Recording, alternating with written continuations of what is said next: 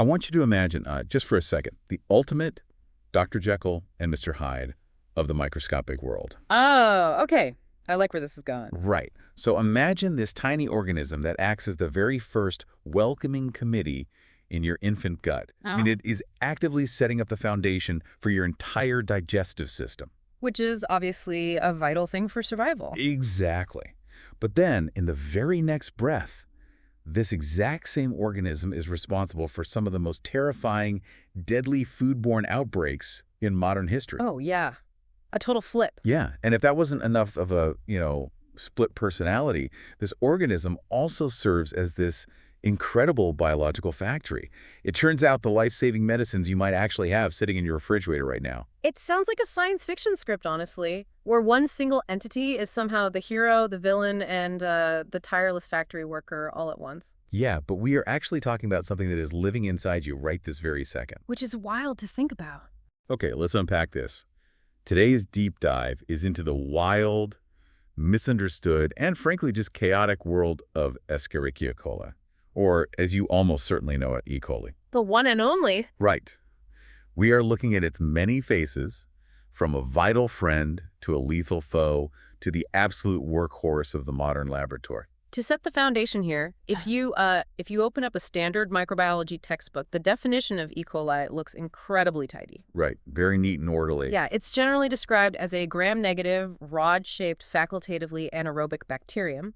It survives in water, in soil, in food, and, well, down in the lower intestine of humans and animals. Just a standard textbook definition. Exactly. And under perfect laboratory conditions, it can divide and multiply roughly every 20 minutes. Which, again, sounds incredibly neat and manageable. It does on paper, but that single tidy sentence is a mask. I mean, it hides an enormous amount of biological chaos. Oh, for sure. The closer we look at the actual mechanics of what this organism is, the more that neat little textbook definition just completely falls apart.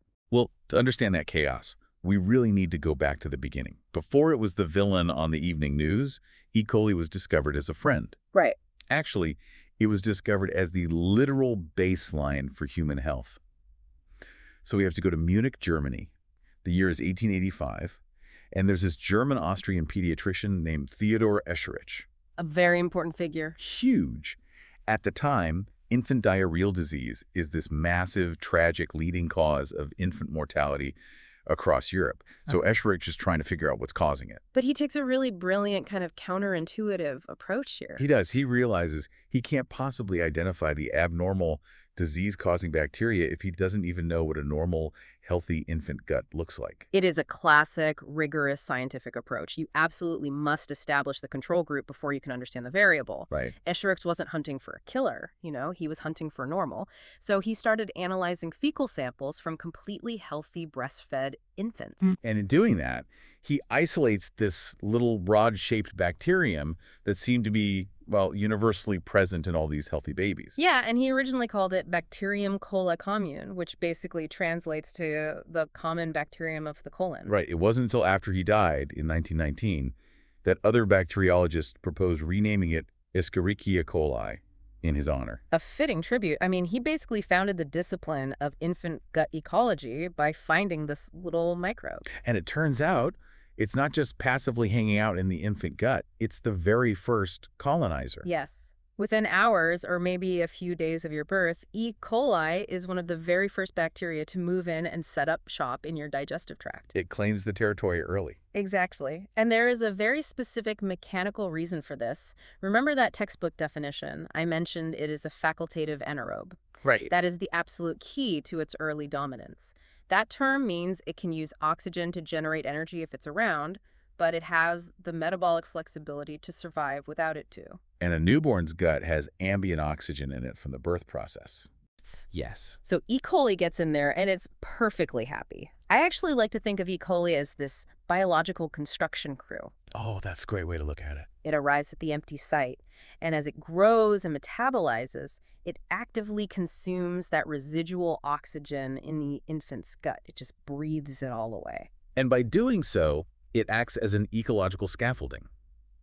It is fundamentally altering the environment, making the gut more and more anaerobic, meaning completely free of oxygen. Which is exactly what the next wave of bacteria actually needs to survive. Precisely. The strict anaerobes like bacteroids and bifidobacterium, these are microbes that cannot handle oxygen at all. It's toxic to them. It is. So once the E. coli construction crew has cleared the oxygen out and built this perfect environment, those strict anaerobes move in, take over, and eventually they vastly outnumber the E. coli. It is a beautiful example of microbial succession. It really is. E. coli is just the first mover that prepares the ground for the permanent community. But here is the great irony. We hear about E. coli all the time. It's incredibly famous. But in a healthy adult today, E. coli usually makes up less than 1% of your total gut bacteria by mass. Barely a blip. Right. It is a minor player that just happened to be the crucial opening act. But, this brings up the central mystery of the organism. What's that? If it is mostly a harmless minor player, just a helpful commensal organism living quietly in our gut alongside thousands of other species, how does it suddenly become a deadly pathogen capable of shutting down human organs? That's a huge leap. It is. And the answer requires a massive shift in how we think about biology. We have to realize that E. coli isn't just one uniform thing. So what does this all mean? Well, it means we have to look at the genomic revolution, because for most of the 20th century, scientists just thought of E. coli as one uniform species with a few unruly cousins. You identify it under a microscope, and it generally behaves the same way in a petri dish, right? Exactly. But modern genomics completely overturned that assumption. When we actually map the DNA, we see that E. coli is this enormously diverse genetic continuum. Yeah, modern sequencing has revealed this amazing concept of the core genome versus the pangenome. Yes, this is crucial. The core genome is just the modest set of essential genes that basically all E. coli share. It's like the basic operating system. But the pangenome is every single gene found in any strain across the whole species. And the pangenome is massive. I mean, it just keeps growing every time researchers sequence a new strain from a river or a cow or a hospital patient. What's fascinating here is the mechanism driving that massive pangenome. It is a process called horizontal gene transfer. Right. Unlike humans, who only pass genes vertically, from parent to child, bacteria can pass genes horizontally to their neighbors. Which is wild. It is. They're constantly swapping, stealing, and acquiring new genetic material from their environment, usually in the form of plasmids or through viral infections. As a result, if you take any two random strains of E. coli and compare their complete genomes, they might differ by hundreds, or well over 1,000 genes. In some extreme cases, two strains of E. coli share barely more than half of their genetic code with each other. Wait, I have to push back on this, because this taxonomy doesn't make any logical sense to me. Okay, how so? If I have a harmless little gut commensal in my stomach, and then there's a lethal strain that destroys a person's kidneys, and they differ by over 1,000 genes, functionally, they are genetically closer to entirely different bacterial species than they are to each other. That's entirely true. So why on earth do we still call them both E. coli? That feels like calling a bicycle and a Ferrari the exact same thing just because they both roll on rubber tires. Scientifically, you are entirely correct. The bicycle and Ferrari analogy is spot on. But practically, you have to consider the logistics of modern medicine here. Okay. There are actually many microbiologists who strongly advocate for splitting E. coli into multiple named species based on these deep genetic differences. But isn't accuracy more important than convenience?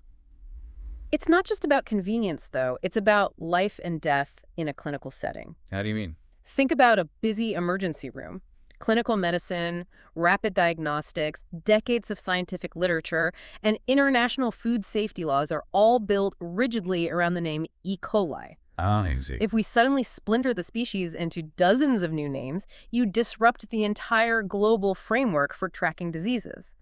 A hospital lab knows how to test for E. coli cheaply and rapidly right now. But if they have to start testing for a dozen newly named species, the whole system bogs down. Exactly. So the scientific community just kind of lives with this unresolved tension between genomic accuracy and practical reality. Okay, I can definitely see how a sudden name change would break the legal and medical infrastructure. But that underlying reality, this incredible genetic flexibility where it just picks up new genes like a smartphone downloading a new app, that is exactly what allows it to acquire dangerous traits. Yes. Because it's constantly acquiring new code, and sometimes that code is a weapon, which is exactly how we get the devastating outbreaks that made E. coli a household name in the first place. That genetic swapping is how it transitions from a commensal organism, one that lives with us without harm, to a true pathogen. And this is a crucial point for anyone listening. Pathogenicity in E. coli is a strain-level trait, not a species-level one. The moment that really burned this lethal potential into the public consciousness was in 1982. Right, the hamburger outbreak. Yeah. There was this terrifying, highly unusual outbreak of severe bloody diarrhea, and it was traced back to undercooked hamburger patties served at McDonald's restaurants in Oregon and Michigan. And investigators were totally baffled at first. They were, but they finally tracked the illness down to a previously obscure serotype of E. coli, the now infamous O157.H7. Yeah, O157H7 falls into a category called enterhemorrhagic E. coli, or EHEC. And the specific biological mechanism of why it is so dangerous is both fascinating and terrifying. Because of how it got its weapon. Exactly. Remember, horizontal gene transfer. This particular strain actually acquired its lethal weapon from a bacteriophage. Which is a virus that specifically infects bacteria? Precisely. At some point in evolutionary history, a bacteriophage infected an E. coli cell. But instead of destroying it, the virus just inserted its own genetic code into the bacterium's DNA. Oh, wow. And that viral code granted the E. coli the ability to produce something called Shiga toxin. This is a highly potent poison. When it gets into the human gut, it enters the bloodstream and actively destroys the cells lining your blood vessels. Which is incredibly dangerous. It is. In a subset of patients, and tragically this hits young children especially hard, it can progress to a condition called hemolytic uremic syndrome, or HUS. Which is an absolute nightmare. It causes massive destruction of red blood cells, which then clog the tiny filtering units in the kidneys, leading to acute kidney failure. I mean, it is incredibly life-threatening. And what makes O157.H7 such a unique public health threat is its incredibly low infectious dose. If you look at a classic foodborne pathogen like Salmonella, a person typically needs to ingest many thousands, sometimes millions, of bacterial cells to overwhelm the stomach acid and get sick. But this E. coli is different. Very different. This Shiga toxin-producing strain is so resilient, and the toxin is so potent that it can cause severe illness with as few as 10 to 100 cells. That brings up a huge misconception about cooking meat that we really have to clear up. Yeah. Because I think people assume a hamburger is just a solid piece of meat that's been reshaped. Right. But mechanically, the way bacteria interact with ground meat versus a solid cut is totally different. Eating ground beef is honestly like playing a microbial lottery compared to eating a solid cut of steak. It all comes down to surface area and distribution. Exactly. If you have a solid steak, any bacterial contamination from the slaughterhouse is going to be sitting strictly on the exterior surface of the meat. The muscle interior is essentially sterile. So when you drop that steak in a screaming hot pan and sear the outside, you destroy the surface bacteria immediately. The inside can be rare, and you're perfectly safe. But the mechanical grinding process for ground beef changes all those rules. It takes whatever surface bacteria was there and violently folds it throughout the entire patty. Plus, industrial processing means one batch of ground beef might actually contain meat fragments from hundreds or thousands of different animals. And the consequence of that is immense. It is. If just one animal out of 1,000 is carrying a heavy load of O157.H7 in its gut, those few dozen highly resilient cells get folded right into the dead center of your burger. And if that patty does not hit an internal temperature of 71 degrees Celsius, that's 160 degrees Fahrenheit, the heat just doesn't penetrate deeply enough. Those pathogens survive in the pink center. And because the infectious dose is so low, you end up in the emergency room. If we connect this to the bigger picture, the danger isn't just that one specific strain exists.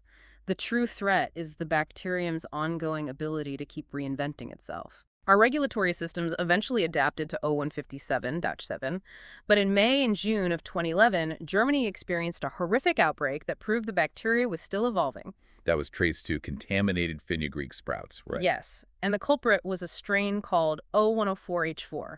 The numbers on that German outbreak were just staggering. It sickened roughly 4,000 people and it killed around 50. Yeah. But what really panicked the medical community was the demographic shift. Because usually, HUS kidney failure strikes young children. But in this outbreak, an unusually high proportion of previously healthy adults were developing it. It didn't fit any existing clinical profiles at all. It was a complete medical mystery. So teams of scientists raced to sequence the genome of this pathogen, completing the map in a matter of days, right at the absolute peak of the outbreak. And what did they find? What they found in the genetic code was, well, it was a hybrid nightmare. Hybrid. Yes. It had taken the aggressive, gut-adhering machinery of one type of E. coli, known as enteroaggregative E. coli, or EAEC. okay, which essentially acts like molecular superglue in the human intestine. Exactly. It fused that superglue capability with the Shuga toxin-producing genes of EHEC. Oh, wow. So it glued itself tightly to the intestinal walls of these adults, where it then just pumped out massive amounts of kidney-destroying toxin. Yes, it was two completely different pathogenic personalities fused into a single organism. Yeah, and entirely driven by that environmental genetic swapping we talked about. Exactly. It completely caught clinicians off guard.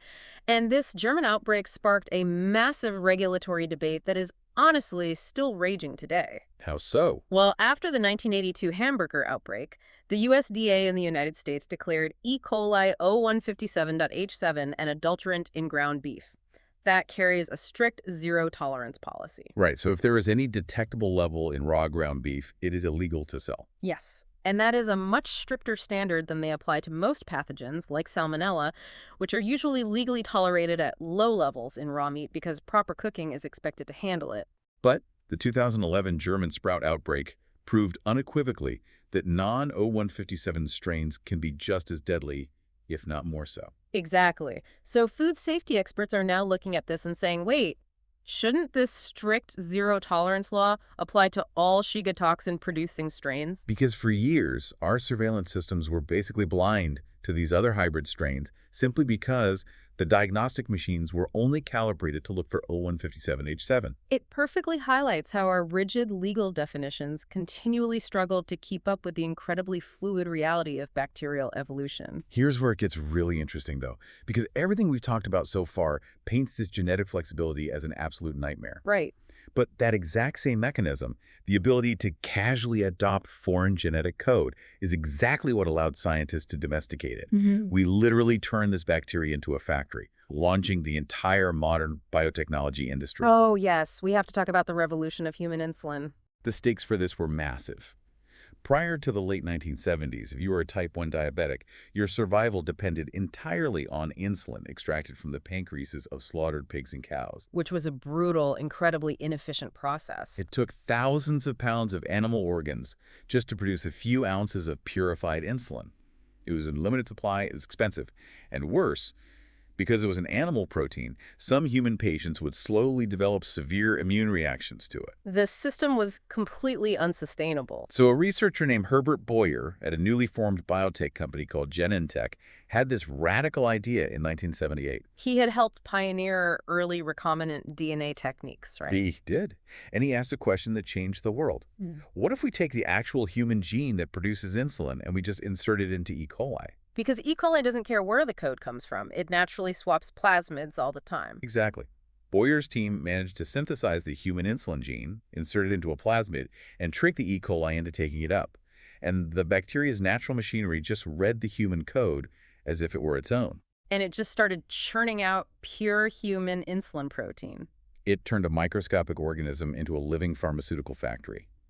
This led directly to a drug called Humulin, which was approved by the FDA in 1982. Humulin was the very first genetically engineered drug ever approved for human use. It basically solved the supply crisis and the allergy crisis in one stroke. And that same basic methodological trick is still the foundational technique in biotechnology today. It is. We use recombinant E. coli to produce everything from components for vaccines to human growth hormone to industrial enzymes.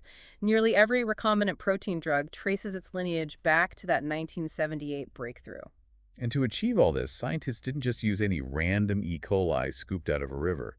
They relied heavily on one specific, highly domesticated strain known as K12. The history of the K12 strain is fascinating, all on its own. It was originally isolated all the way back in 1922 from the stool of a convalescing diphtheria patient in Palo Alto, California. Wow, 1922. Yeah, and rather than being discarded, it was kept alive and grown in various laboratories for decades. By the 1940s, pioneering researchers like Edward Tatum and Joshua Lederberg started using it specifically to demonstrate how bacteria share genes. So K12 essentially became the standard laboratory chassis, the literal, predictable foundation of molecular biology. Exactly. It's just wild to think that this specific genetic lineage has been adapting to life in a warm, perfectly fed laboratory petri dish for a century. I mean, it's pampered. It probably barely resembles its aggressive, wild, gut-dwelling cousins anymore. Not at all. It has lost many of the traits needed to survive in the wild intestine, but its genetic uniformity is exactly what made it perfect for experimentation. Like the lac operon experiments, right? Yes. Francois Jacob and Jacques Monod used K12 to figure out the lac operon, which was the monumental discovery of how genes are actually turned on and off in response to their environment. And they won the Nobel Prize in 1965 for that work. They did. Huge swaths of what humanity currently knows about how DNA replicates, how genes are regulated, and how bacteria evolve resistance to antibiotics were all mapped out first in this one tame laboratory species. Which brings us to the ultimate question. If K12 has been a stable, predictable factory for a century, what happens when you intentionally try to force this bacteria to change? Oh, this is one of my favorite studies. We cannot talk about E. coli without diving into the work of evolutionary biologist Richard Linsky. He started the long-term evolution experiment in 1988, and it is a breathtaking undertaking. Truly unprecedented. He took 12 initially identical populations of E. coli and just started growing them in flasks. Every single day, researchers would take a tiny fraction of the surviving bacteria and transfer them to a new flask with fresh nutrients. Day after day, year after year. He was watching natural selection happen in real time, not as a historical inference derived from fossils, but as an ongoing, rigorously observable laboratory process. The dedication is just incredible. And then around generation 31,500, which hit roughly in 2003, after 15 solid years of daily transfers and constant replication, something profound happened. Something totally unexpected. The scientists noticed one of the 12 flasks was suddenly growing much thicker and cloudier than the others. That population had evolved a totally novel trait. It developed the ability to metabolize a compound called citrate in the presence of oxygen. And the gravity of that really cannot be overstated. Standard E. coli fundamentally cannot do that. Right. In fact, the inability to use citrate aerobically is literally part of the classic textbook diagnostic definition used to distinguish E. coli from other closely related bacteria. But they did it. Yes. Through a series of complex, compounding mutations over tens of thousands of generations, the organism had rewritten its own fundamental biological rules. When Linsky's team published the detailed genetic mechanisms of this finding in 2008, it blew up. It was heralded as a masterpiece of evolutionary biology, but it also triggered a massive culture clash outside the scientific community. It did. Because the finding undeniably demonstrated new, highly complex traits evolving in real time under rigorously controlled, reproducible conditions, it drew intense public pushback from some advocates of creationism. Yeah, they argued that observing the evolution of such a complex new function was impossible, and launched highly public campaigns demanding Linsky's raw data, attempting to discredit the work. It took a pure, beautiful microbiology experiment and turned it into a highly visible cultural flashpoint in the United States over the reality of evolution. It just shows how deeply intertwined this microscopic organism is with our human story. Okay, to synthesize everything we've unpacked today in this deep dive, the journey of this organism is just staggering. It really is. We started with Theodore Escherichia finding a harmless foundational builder setting up the healthy infant gut. We moved to the terrifying genetic Frankenstein of the 2011 German sprout outbreak. And we ended up with a laboratory workhorse that pumps out the world's insulin and literally shows us evolution happening in real time on a lab bench. It really is a mirror to the complexity and adaptability of life itself. But, before we wrap up, I want to clear up one final, extremely common misconception. Let's hear it. We hear all the time on the local news about public beaches being closed or municipal water systems issuing boil water advisories because health officials found E. coli. Right, and the alarm bells immediately go off. Right. People naturally assume that finding E. coli in the water means that specific bacteria is going to cause a deadly infection, like it's full of O157 bot H7. Exactly. But in the vast majority of cases, that is not true. In public health, E. coli is utilized as what we call an indicator organism. We test for it in municipal water, not because it is inherently deadly, but because it is normally very abundant in mammalian feces, and it is incredibly easy and cheap to detect in the lab. So finding it doesn't strictly mean the E. coli itself is the danger. It's a proxy. Its presence is just a warning flare, signaling that fresh fecal contamination has occurred. And that means other, much harder to test for pathogens like dangerous noroviruses or parasites like Cryptosporidium might also be floating in that water. But the E. coli itself might be harmless. Exactly. Again, pathogenicity is a strain-level trait. The vast majority of E. coli are entirely harmless. It's like assuming every single dog at the park is dangerous just because a few specific breeds have been trained to attack. You are conflating the whole broad species with a tiny, specialized subset of lineages. That's a perfect analogy. Which leads me to a final thought I want to leave you with today. Something for you to mull over long after this deep dive is done. This raises an important question, doesn't it? It really does. If E. coli is defined less by a rigid set of biological traits and defined more by its ongoing ability to constantly acquire, swap, and rewrite its own genetic code from its environment, is the whole human concept of a species just an illusion? It really makes you wonder. We try so hard to put nature into these neat, tidy little taxonomic boxes so our medical systems and textbooks make sense. But when we force life into those boxes, we might be entirely missing the larger point. Well, life isn't static. Exactly. Life isn't a series of static definitions. It is one massive open-source genetic network constantly sharing code to survive. And the most profound Jekyll and Hyde example of that boundless network sitting quietly inside your stomach right now.